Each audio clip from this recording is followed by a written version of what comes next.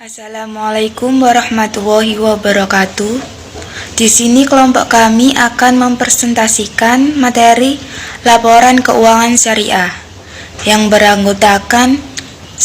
Anis Setianingsih 190302078, 2. Ahmad Dimas Muhajirin 190302080, 3. Devi Nur Anggraini 190302086. Topik yang akan dibahas yaitu 1. Definisi laporan keuangan, 2. Tujuan laporan keuangan, 3. Karakteristik kualitas laporan keuangan, 4. Unsur laporan keuangan entitas syariah. Definisi laporan keuangan. Apa itu laporan keuangan? Laporan keuangan adalah suatu penyajian terstruktur dari posisi keuangan dan kinerja keuangan suatu entitas syariah. Sedangkan laporan keuangan syariah adalah laporan keuangan yang bentuk penyajiannya sesuai dengan entitas atau indah kaidah syariah. Tujuan laporan keuangan yang pertama menyediakan informasi suatu perusahaan atau entitas yang bermanfaat bagi sejumlah besar pemakai dalam pengambilan keputusan. Yang kedua, mempertanggungjawabkan manajemen atas sumber daya yang dipercayakan kepadanya. Yang ketiga, memberikan informasi pada pengguna atau meningkatkan kepatuhan terhadap prinsip syariah. Berkaitan dengan laporan keuangan entitas syariah dalam PSAK 101 tentang penyajian laporan keuangan syariah dijelaskan sebagai berikut. Yang pertama, laporan keuangan bertujuan untuk menyediakan informasi yang bermanfaat bagi pihak-pihak yang berkepentingan atau pengguna laporan keuangan dalam pengambilan keputusan ekonomi dan yang rasional. Yang kedua, manajemen bertanggung jawab atas penyusunan dan penyajian laporan keuangan. Yang ketiga, laporan keuangan yang lengkap terdiri dari komponen-komponen neraca, laporan laba rugi, laporan arus kas, laporan perubahan ekuitas, laporan perubahan dana investasi terikat, dan lain-lain. Yang keempat, laporan keuangan harus disusun dalam bahasa Indonesia. Yang kelima, mata uang pelapor harus dalam rupiah. Yang keenam, kebijakan akuntansi yang digunakan harus mencerminkan prinsip kehati-hatian dan mencangkup semua informasi yang material dan sesuai dengan ketentuan PSAK. Yang ketujuh, penyajian. Laporan keuangan harus menyajikan secara wajar posisi keuangan, kinerja keuangan, arus kas, perubahan ekuitas, dan lain-lain. Penyajian laporan keuangan bagi bank wajib mengikuti ketentuan yang dikeluarkan Bank Indonesia, sedangkan bagi bank yang telah go public wajib pula mengikuti ketentuan yang dikeluarkan oleh otoritas pasar modal. Karakteristik kualitatif laporan keuangan. Apa itu karakteristik kualitatif? Karakteristik kualitatif yaitu ciri khas yang membuat informasi dalam laporan keuangan berguna bagi pemakai. Terdapat 4 karakteristik kualitatif pokok, yaitu yang pertama dapat dipahami, yang kedua relevan, yang ketiga dapat dibandingkan, dan yang keempat kendala informasi yang relevan dan andal. Karakteristik yang pertama yaitu dapat dipahami. Kualitas penting informasi yang ditampung dalam laporan keuangan adalah kemudahannya untuk segera dapat dipahami oleh pemakai. Pemakai diasumsikan memiliki pengetahuan yang memadai tentang aktivitas ekonomi dan bisnis, akuntansi, serta untuk kemauan untuk mempelajari informasi dan ketentuan yang wajar. Karakteristik yang kedua yaitu relevan. Agar bermanfaat, informasi harus relevan untuk memenuhi kebutuhan pemakai dalam proses pengambilan keputusan.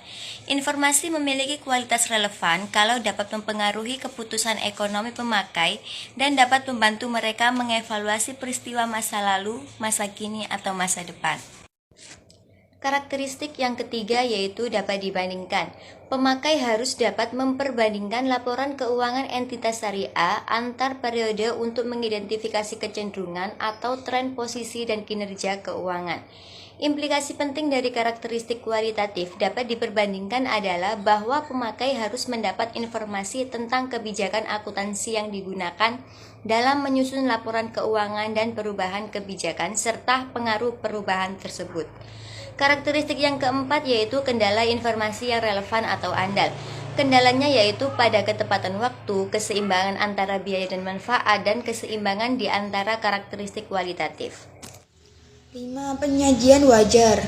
Penerapan karakteristik kualitatif pokok dan standar akuntansi keuangan yang sesuai biasanya menghasilkan laporan keuangan yang menggambarkan apa yang pada umumnya dipahami sebagai suatu pandangan yang wajar dari atau menyajikan dengan wajar informasi semacam itu.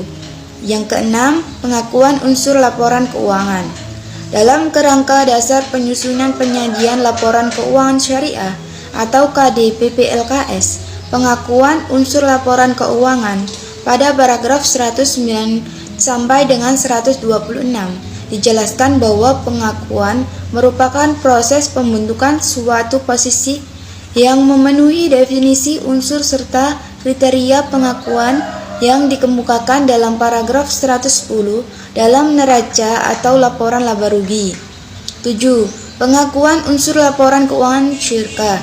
Sejumlah dasar pengukuran yang berbeda digunakan dalam derajat dan kombinasi yang berbeda laporan keuangan. Berbagai dasar pengukuran tersebut adalah biaya historis, biaya kini atau current cost, nilai realisasi atau penyelesaian atau realizable atau settlement value. Unsur laporan keuangan entitas syariah. Unsur yang berkaitan secara langsung dengan pengukuran posisi keuangan adalah aset, kewajiban, dan sirka temporer, dan ekuitas. Sedang unsur yang berkaitan dengan pengukuran kinerja dalam laporan laba rugi adalah penghasilan dan beban. Sesuai karakteristik, maka laporan keuangan entitas syariah antara lain: yang pertama, komponen laporan keuangan yang mencerminkan kegiatan komersial, meliputi laporan posisi keuangan, laporan laba rugi, laporan arus kas, dan laporan perubahan ekuitas. Yang kedua yaitu komponen laporan keuangan yang mencerminkan kegiatan sosial, meliputi laporan sumber dan penggunaan dana zakat, dan yang kedua laporan sumber dan penggunaan dana kebajikan. Yang ketiga yaitu komponen laporan keuangan lainnya yang mencerminkan kegiatan dan tanggung jawab khusus entitas syariah tersebut. Laporan posisi keuangan atau neraca. Unsur yang berkaitan secara langsung dengan pengukuran posisi keuangan adalah 1. Aset. Sumber daya yang dikuasai oleh entitas syariah sebagai akibat dari peristiwa masa lalu dan dari mana manfaat ekonomi di masa depan diharapkan akan diperoleh entitas syariah. 2. Kewajiban. Hutang entitas syariah masa kini yang timbul dari peristiwa masa lalu. Penyelesaiannya diharapkan mengakibatkan arus keluar sumber daya entitas syariah yang mengandung manfaat ekonomi. Yang ketiga yaitu dana sirkah temporer. Dana yang diterima sebagai investasi dengan jangka waktu tertentu, di mana entitas syariah mempunyai hak untuk mengelola dana tersebut dengan pembagian hasil investasi berdasarkan kesepakatan. 4. Ekuitas. Baik residual atas aset entitas syariah setelah dikurangi semua kewajiban dan dana syirkah temporer. Laporan laba rugi atau laporan kinerja. Salah satu unsur laporan keuangan lembaga keuangan syariah adalah laporan tentang kinerja yang dilakukan dalam periode tertentu, yaitu laporan laba rugi. Komponen-komponen yang ada dalam laporan tentang kinerja tersebut yang meliputi 1. Penghasilan. Penghasilan atau income meliputi baik pendapatan revenues maupun keuntungan atau gains. Yang kedua, beban, mencakup baik kerugian maupun beban yang timbul dalam pelaksanaan aktivitas entitas syariah yang biasa. Yang ketiga, hak pihak ketiga atas bagi hasil. Hak pihak ketiga atas bagi hasil dana sirka temporer adalah bagian bagi hasil pemilik dana atas keuntungan dan kerugian hasil investasi bersama entitas syariah dalam suatu periode laporan keuangan. Laporan arus kas. Laporan arus kas disusun berdasarkan ketentuan yang telah ditetapkan dalam Pernyataan Standar Akuntansi Keuangan terkait, yaitu PSAK 2 tentang laporan arus kas.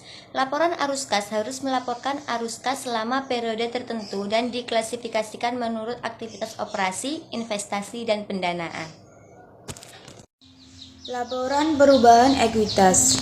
Dalam PSAK 101 tentang penyajian keuangan syariah, dijelaskan bahwa entitas syariah harus menyajikan laporan perubahan ekuitas sebagai komponen utama laporan keuangan. Perubahan ekuitas entitas syariah menggambarkan peningkatan atau penurunan aset bersih atau kekayaan selama periode bersangkutan berdasarkan prinsip pengukuran tertentu yang dianut dan harus diungkapkan dalam laporan keuangan. Laporan sumber dan penggunaan dana zakat. Unsur dasar laporan sumber dan penggunaan dana zakat meliputi sumber dana, penggunaan dana selama suatu jangka waktu, serta saldo dana zakat yang menunjukkan dana zakat yang belum disalurkan pada tanggal tertentu. Dana zakat tidak diperkenankan untuk menutup penyisian kerugian aset produktif. Laporan sumber dan penggunaan dana kebajikan. Unsur dasar laporan sumber dan penggunaan dana kebajikan meliputi sumber dan penggunaan dana selama jangka waktu tertentu, serta saldo dana kebajikan dan menunjukkan dana kebajikan yang belum disalurkan pada tanggal tertentu. Laporan perubahan dana investasi terikat. Laporan perubahan dan investasi terikat ini dibuat oleh lembaga keuangan syariah sebagai laporan dalam menjalankan amanah dalam menjalankan pengelolaan dana. Laporan berikutnya yaitu laporan rekonsiliasi pendapatan dan bagi hasil. Tujuan pembuatan laporan ini antara lain untuk mengetahui kebenaran pendapatan yang nyata diterima oleh lembaga keuangan syariah, merupakan pendapatan yang dibagi hasilnya dengan pemilik dana. Sekian presentasi dari kelompok kami. Mohon maaf apabila ada kesalahan kata dan penulisan dalam PPT. Akhir kata, wassalamualaikum warahmatullahi wabarakatuh.